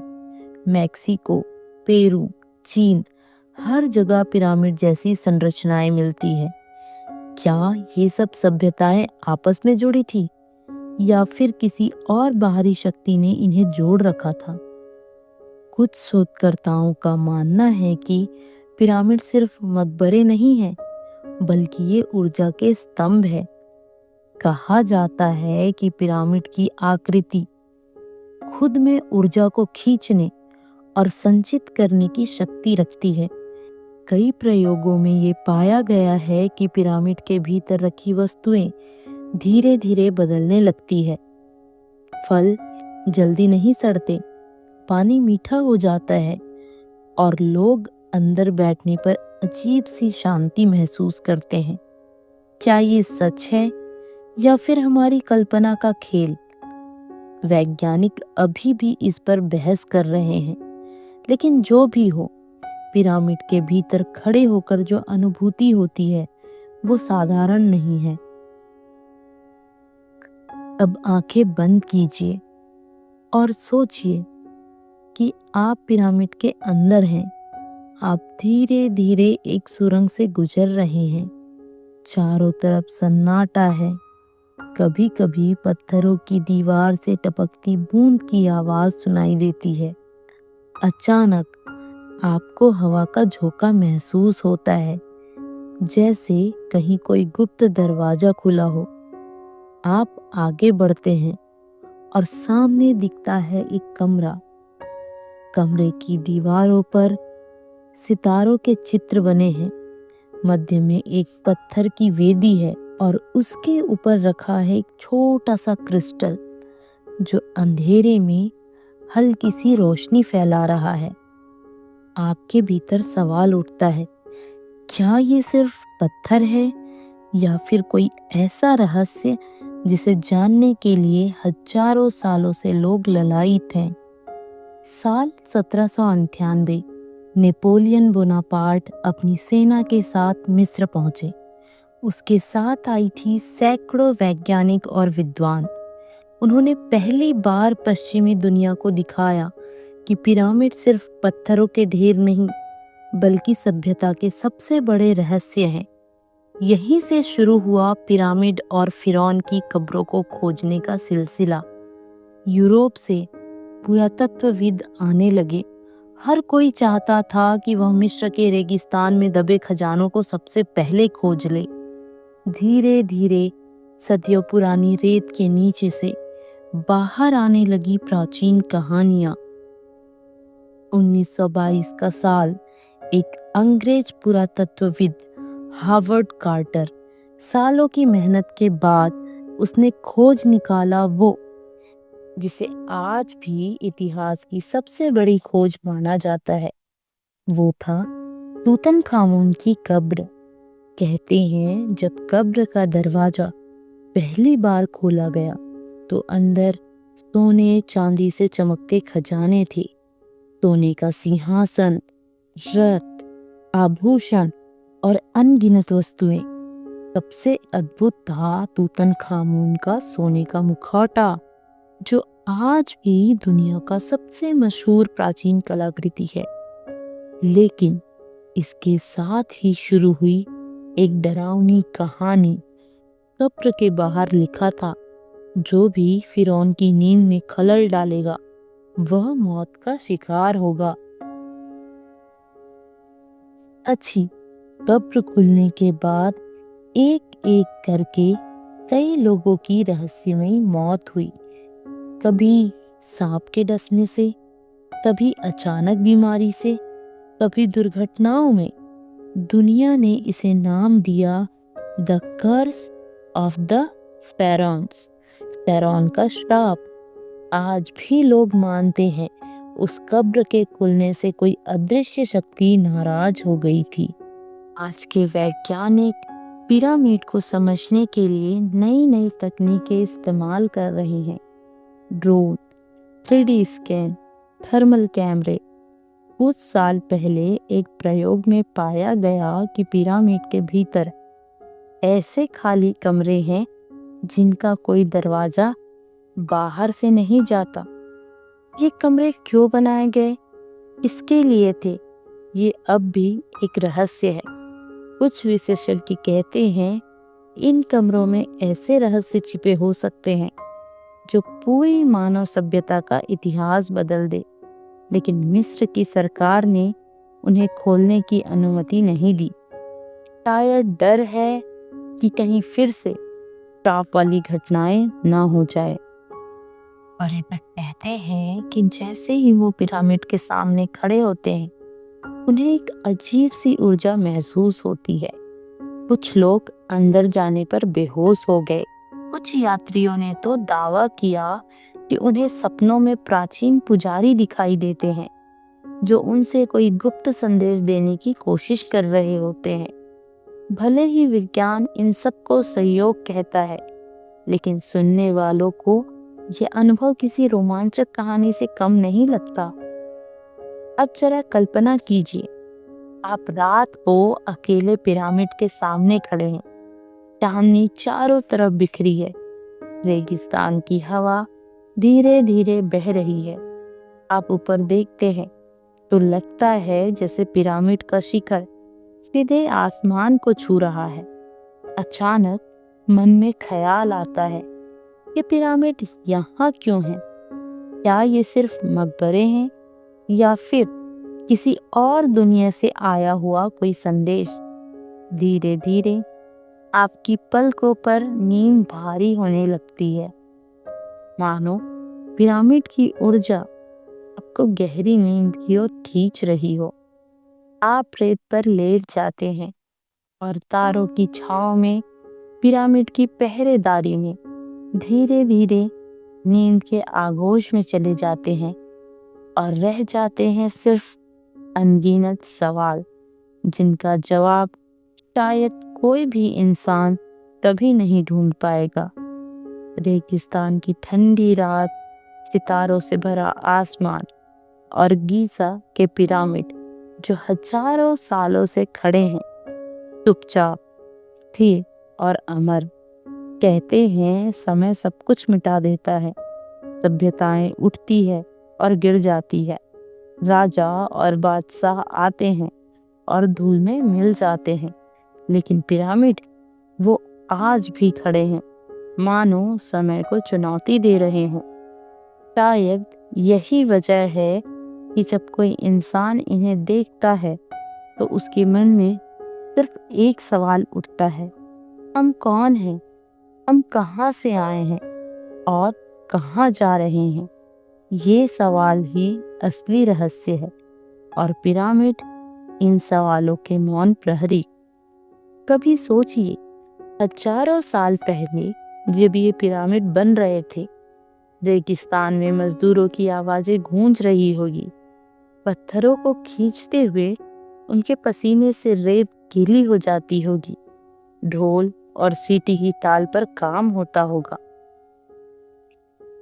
और हर पत्थर के साथ वे अपने जीवन की आशाएं भी जोड़ते होंगे। शायद उन्हें यकीन था कि ये पत्थर एक दिन उनकी आत्मा को अमर बना देंगे। आज वो सब लोग कहाँ हैं? न उनके नाम बचे, न चेहरे। कई यात्री कहते हैं कि वो जब पिरामिड के अंदर बैठते हैं तो उन्हें गहरी शांति मिलती है, जैसे कोई अदृश्य शक्ति उन्हें अपनी गोद में सुला रही हो। शायद इसलिए पिरामिड सिर्फ मकबरे नहीं हैं, ये नींद और अमरता के प्रतीक हैं। फिरौन मानते थे कि मौत अंत नहीं है, एक लंबी नींद है जहाँ से आत्मा एक नई यात्रा शुरू करती है। और शायद आज भी जब कोई इंसान पिरामिड की छांव में आंखें बंद करता है तो वही पुरानी ऊर्जा उसे नींद की ओर बुलाती है। रेगिस्तान की ठंडी रात, पिरामिड की खामोश दीवारें और आपके भीतर फैलती हुई गहरी नींद। कहते हैं जब कोई इंसान पिरामिड की छाया में आराम करता है तो वो सिर्फ सोता नहीं है, बल्कि हजारों साल पुरानी यादों से जुड़ जाता है। उन यादों में से एक है प्रेम और अमरता की कथा, आइसिस और ओसिरिस की लोक कथा। आइसिस और ओसिरिस बहुत समय पहले जब मिस्र की धरती पर देवताओं का शासन था, वहाँ एक राजा था, ओसिरिस। वो दयालु, न्यायप्रिय और सबका प्रिय शासक था। लोग उसे धरती का जीवन दाता कहते थे।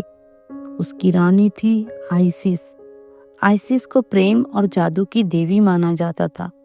कहते हैं उसकी मुस्कान में इतनी शक्ति थी कि प्यासे खेतों में हरियाली उगाए और उसका आशीर्वाद मिलते ही टूटे दिल फिर से जुड़ जाएं।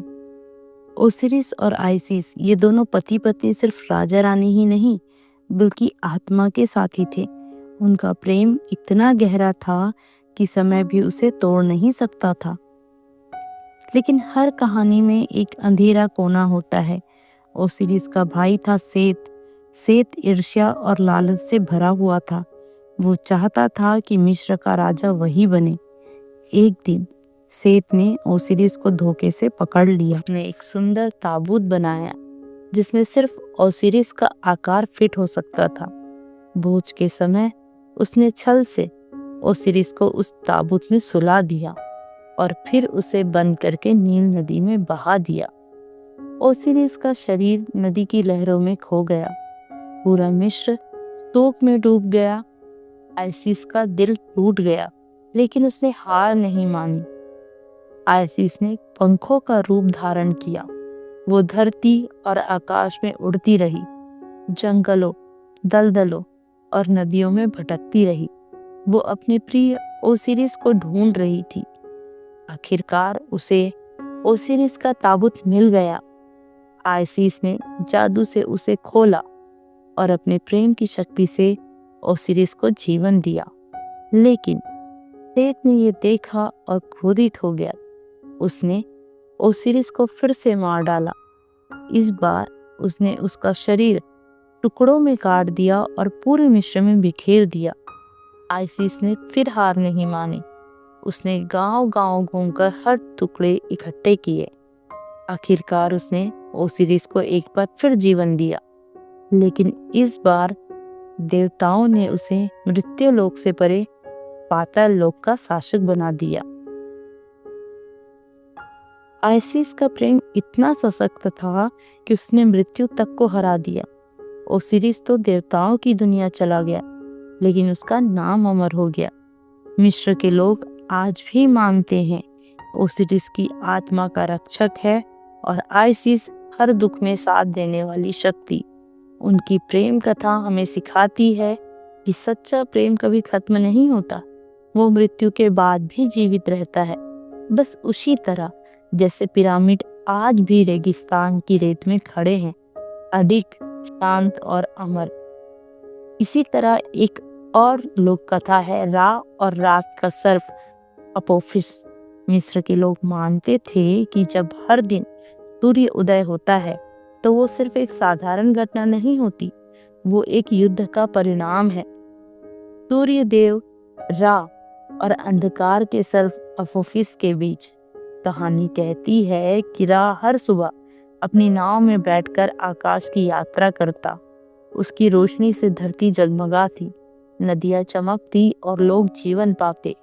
लेकिन हर रात जब रा अंधकार के समुंदर में उतरता तो उसका सामना होता अपोफिस से, एक विशालकाय सर्प जिसकी आंखें अंगारों जैसी जलती थी और जिसकी सांस से आकाश का उजाला बुझने लगता। अपोफिस का एक ही लक्ष्य था, सूर्य को निकल जाना। अगर वो सफल हो जाता तो दुनिया हमेशा के लिए अंधकार और ठंडी नींद में डूब जाती। मगर हर बार रा के साथी देवता उसका साथ देते। आकाश में गरजते स्वर सुनाई देते, मानो युद्ध चल रहा हो। और अंत में सुबह का उजाला रा की जीत का प्रतीक बनकर लौट जाता। मिस्रवासी मानते थे कि जब आप रात में सोते हैं तो आपके सपनों के पीछे भी रा और अपोफिस का यही युद्ध चलता है। अगर रा जीतता है तो आपको मीठे सपने आते हैं, लेकिन अगर अपोफिस हावी हो जाए तो बुरे सपने जन्म लेते हैं। पिरामिड की खामोश दीवारों में कहा जाता है कि रा की जीत की गूंज आज भी कैद है, और जब कोई यात्री उनके पास सोता है तो उसे गहरी नींद मिलती है, मानो सूर्य देव खुद उसकी आत्मा की रक्षा कर रहे हों। आइसिस और ओसिरिस की ये कथा सिर्फ एक पौराणिक कहानी नहीं, बल्कि मिस्र की आत्मा है। कहते हैं पिरामिडों की खामोशी में अब भी वो प्रेम गूंजता है। ओसिरिस की शांति और आइसिस का समर्पण, ये सब उन पत्थरों में कैद है। शायद यही कारण है कि जब आप पिरामिड के पास बैठते हैं तो आपके भीतर एक अजीब सी शांति उतरती है। ऐसा लगता है मानो आइसिस और ओसिरिस की आत्माएं आपके सपनों की दुनिया में सुला रही हो। अब अपनी सांसों को धीमा कीजिए, मन को शांत कीजिए और इस प्रेम कथा को अपने सपनों में उतरने दीजिए, क्योंकि पिरामिड का सबसे बड़ा रहस्य यही है, वो आपकी आत्मा को गहरी नींद और शांति की ओर ले जाते हैं। अब कल्पना कीजिए आप रेत पर लेटे हैं, चारों तरफ सन्नाटा है, दूर कहीं हवा की हल्की सी सरसराहट है। पिरामिड की विशाल छाया आपके ऊपर फैली है। आप ऊपर तारों को देखते हैं, हर तारा मानो कोई रहस्य सुना रहा है। आपकी पलकों पर नींद भारी होने लगी है, सांसें धीरे धीरे लंबी और शांत हो रही है। और फिर आप महसूस करते हैं कि आप भी समय की उस अनंत धारा का हिस्सा हैं, जिसका पहरा ये पिरामिड सदियों से रहे हैं। धीरे धीरे आप सपनों की दुनिया में उतर जाते हैं, जहाँ न रहस्य है न चिंता, बस शांति और नींद की मीठी आगोश। पिरामिड का रहस्य शायद कभी पूरी तरह हल ना हो, लेकिन यही उनकी सबसे बड़ी खूबसूरती है, क्योंकि कुछ सवाल अगर अनसुलझे रहे तो वे हमेशा सोचने पर मजबूर करते हैं। तो अब इन सवालों को यहीं छोड़ दीजिए, अपनी आंखें बंद कीजिए, गहरी सांस लीजिए और नींद के उस सफर पर निकल जाइए जहां पिरामिड आपके सपनों के प्रहरी बनकर हमेशा आपकी रक्षा करेंगे।